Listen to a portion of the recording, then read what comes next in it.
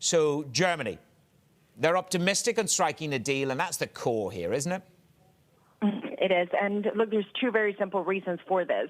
To some extent, they came up with the idea that will be discussed by the European Commission and the European leaders, and also just on a very practical way, they're now holding the presidency of the European Union, the European Council, for the next 6 months. So they want this done quickly in a way that we can all go on holiday with a plan that's ready to go. So that's the Germans. Of course, they'll have to convince some of the most fiscally conservative countries.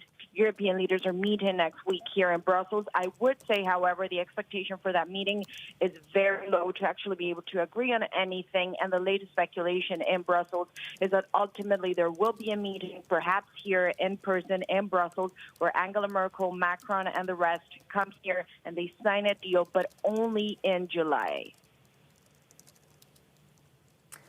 And Maria, meanwhile, the EU's efforts to soothe transatlantic trade tensions with the US have stalled. What exactly has happened?